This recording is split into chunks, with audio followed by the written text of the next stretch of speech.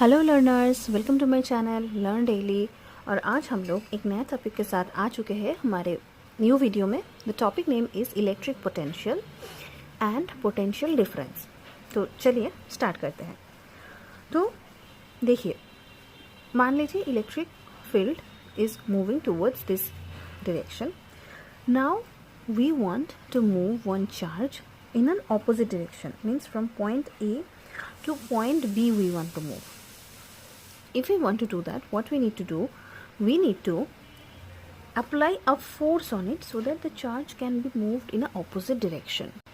So to do that, what we need to do, we need to apply a force equals to charge into electric field. ठीक है, force equals to charge into electric field, ये हम लोग already पढ़ चुके हैं with our tricks कि F equals to Q into E। F मतलब फोर्स, तो फोर्स को हम लोग बोलेंगे क्या, फ्राई कर रहे हैं। किसको फ्राई कर रहे हैं? Q मतलब चार्ज है, चार्ज मतलब chilli, with electric field egg है, तो एग, चिली विथ एग, हम फ्राई कर रहे हैं किस चीज़ को, चिली विथ एग को। ठीक है, तो वो ये वाला फॉर्मूला का ट्रिक्स था याद रखने के लिए।